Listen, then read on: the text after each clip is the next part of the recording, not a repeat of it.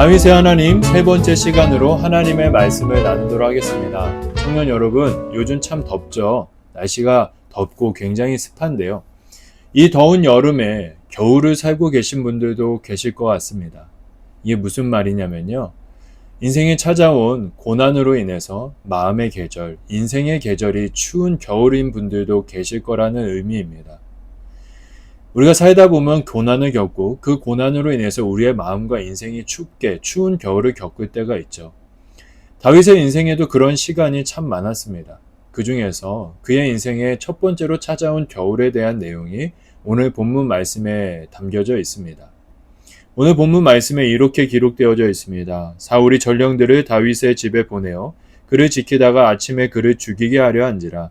다윗의 아내 미갈이 다윗에게 말하여 이르되 당신이 이 밤에 당신의 생명을 구하지 아니하면 내일에는 죽임을 당하리라 하고 미갈이 다윗을 창에서 달아내리매 그가 피하여 도망하니라. 다윗을 질투했던 사울, 이제는 그가 다윗을 죽이려고 합니다. 다행히 이 위기 속에서 다윗의 아내인 미갈이 다윗을 탈출시켜주죠. 다행히 탈출은 했지만 이 지점부터 다윗은 사울을 피해 도망자의 인생을 10년 동안 살아가게 됩니다. 다윗의 삶에 추운 겨울이 찾아온 것이죠. 그런데요, 청년 여러분, 이 지점에서 기억해야 할 것이 있습니다. 다윗의 인생의 겉모습이 추운 겨울이었지만 그의 삶에는 항상 하나님의 따뜻한 사랑의 강물이 흐르고 있었다라는 것입니다. 그것을 우리가 어떻게 알 수 있는가? 위기 때마다 다윗을 도와주었던 도움의 사람을 보면 알 수 있습니다. 하나님께서는 다윗이 위기에 처했을 때마다 다윗을 도와줄 수 있는 도움의 사람들을 붙여주셨습니다. 그 대표적인 인물이 오늘 말씀의 미갈이죠. 미갈이 다윗의 아내이기 때문에 그녀가 다윗을 도와주는 것이 당연하다고 생각하면 안 됩니다. 미갈에게 있어서 사울은 아버지요 한 나라의 왕이었습니다. 그의 말을 거역하는 것은 아버지를 배반하는 것이고 왕 앞에 죄를 짓는 것이죠. 그런데 이 미갈이 다윗을 도와줍니다. 이 일이 어떻게 가능했을까요? 하나님께서 그녀의 마음에 감동하사 그녀를 통해서 다윗을 보호하신 것입니다. 사무엘도 다윗을 도와주었던 사람이죠. 사무엘은 한때 사울을 두려워했습니다. 다윗에게 기름 부으러 갈 때 그 사실을 사울이 알게 되면 자신의 신변이 어려워진다고 하나님께 사무엘이 말했었죠. 사무엘은 사울을 두려워하는 면이 있었습니다. 그런데 다윗이 사울을 피해서 사무엘에게 찾아왔을 때 사무엘은 그를 보호해 줍니다. 어떻게 이 일이 가능할까요? 하나님께서 사무엘의 마음에 감동하사 다윗의 삶을 보호하신 것이죠. 마지막 요나단은 사울의 아들이자 왕의 후계자입니다. 그에게 있어서 정치적으로 제거 대상 1순위는 다윗이죠. 그런데 성경을 보면 요나단이 다윗을 사랑했습니다. 여기서 사랑했다는 것은 충성을 다했다는 것이죠. 요나단은 다윗을 돕고 또 도왔습니다. 어떻게 이 일이 가능했습니까? 하나님께서 요나단을 통하여서 다윗을 보호하셨던 것이죠. 이 장면들을 통하여서 우리는 도망자 시절 다윗이 만난 하나님이 어떤 하나님인지 알 수 있습니다. 다윗의 하나님, 그분은 다윗의 인생의 관계를 통하여서 역사하시는 분이십니다.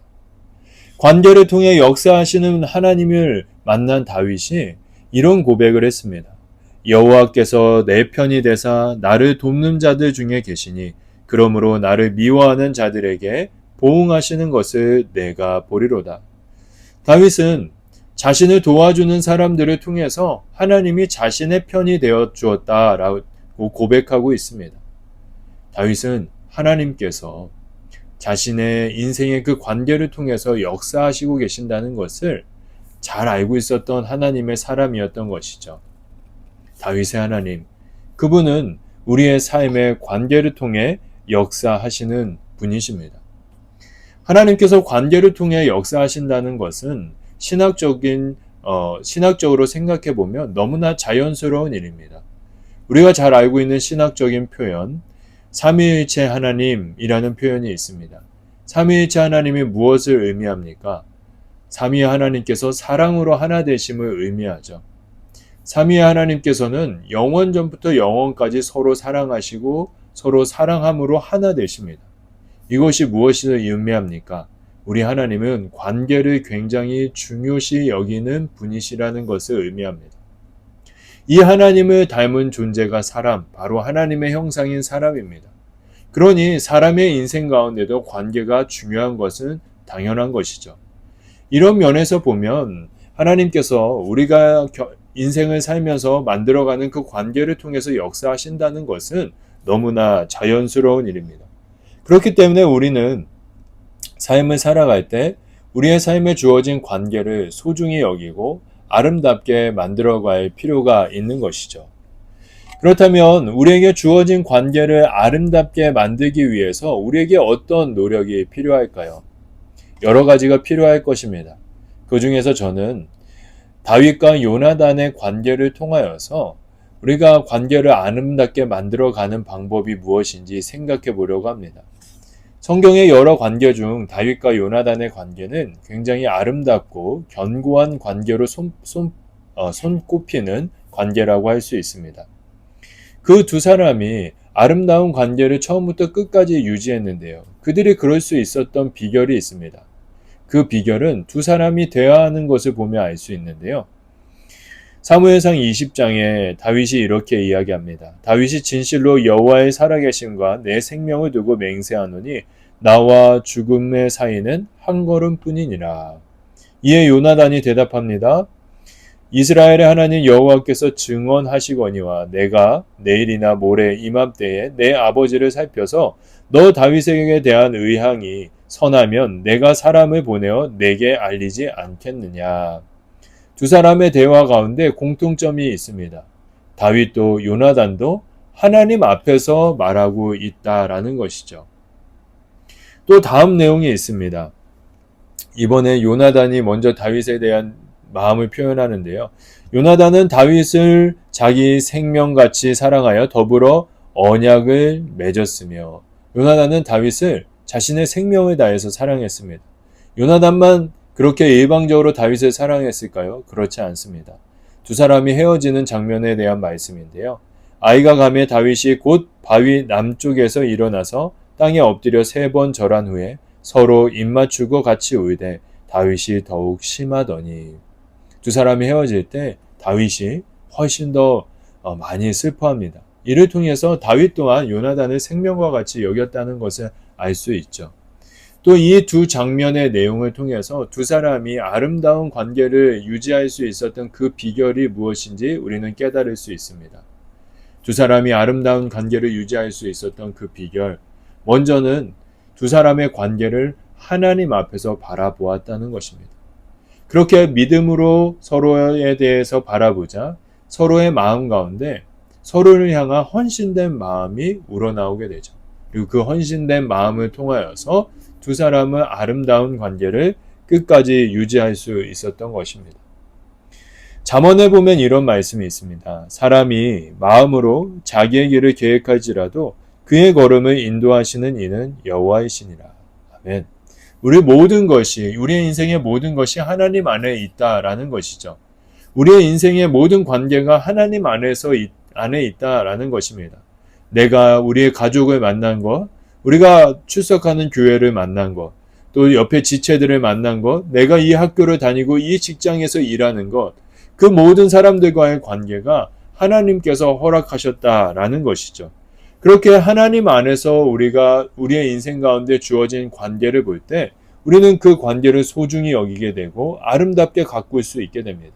또 더 나아가서 서로에 대해서 헌신된 태도를 가지게 되고 그 헌신된 마음이 우리의 인생 가운데 주어진 관계를 아름답게 만드는 것이죠. 이것은 단순히 처세술을 잘하는 것 이상의 의미를 가지고 있습니다. 이것은 하나님을 향한 예배입니다. 어떤 유명한 기독교 상담가가 이런 이야기를 했습니다. 우리의 삶의 모든 관계는 하나님의 주권적인 디자인과 허락하심 아래에 있습니다. 이 사실을 진정으로 믿고 깨달을 때 일어나는 가장 큰 변화는 우리가 사람을 대할 때 소비자의 태도에서 벗어나 예배자의 태도로 바뀌게 된다는 것입니다. 그렇습니다. 이 상담가의 말처럼 우리가 우리의 인생 가운데 주어진 모든 관계를 믿음으로 바라볼 때 우리는 사람과의 관계를 소비적인 태도로 가지지 않게 됩니다. 저 사람이 나에게 득이 되는지 실이 되는지 따지면서 관계하지 않는다는 것이죠. 하나님께서 주신 관계이기 때문에 헌신적으로 대한다는 것입니다. 그리고 이러한 모습이야말로 하나님을 향한 예배가 된다라는 것이죠. 그렇기 때문에 우리가 인생 가운데 주어진 관계를 아름답게 만드는 것은 하나님을 향한 예배인 것입니다. 예배자는 자신에게 주어진 관계를 아름답게 만들어 가야 하는 것이죠. 그런데요, 청년 여러분, 이게 좀처럼 쉽지가 않습니다. 모든 사람의 관계를 그렇게 아름답게 만드는 것은 굉장히 어려운 일이죠. 그럼에도 우리는 할 수 있습니다. 어떻게 할 수 있습니까? 언제 이러한 아름다운 관계를 만들어 갈 수 있는 그 선한 마음을 갖게 됩니까? 바로 예수님을 바라볼 때입니다. 하나님과 우리의 관계는 원래 완전히 깨어져 있는 관계였습니다. 이 관계를 회복하기 위해서 예수님께서 행하신 그 십자가의 사랑을 바라볼 때 우리는 하나님 안에서 우리의 인생의 모든 관계를 바라볼 수 있고 또 상대방을 향해서 헌신적인 마음을 가질 수가 있습니다. 남은 한 주 우리는 많은 관계 속에서 살아갈 것입니다. 그 많은 관계 속에서 예수님을 바라봅시다. 그리고 그 예수님으로 인하여서 우리에게 주어진 모든 관계가 하나님 안에 있다고 믿음으로 고백하며 예수님 닮은 모습으로 내가 만나는 이들에게 헌신적인 태도로 나아갑시다. 그때 우리의 관계는 아름다워질 것이고 그 아름다운 관계를 통해서 하나님께서는 우리의 인생을 선하게 인도하실 줄 믿습니다. 저와 여러분, 우리 모두가 하나님께서 주신 그 관계를 아름답게 만들어서 관계를 통해 역사하시는 그 하나님의 선하신 손길 가운데 평안한 삶을 살아가게 되길 예수님의 이름으로 축복합니다.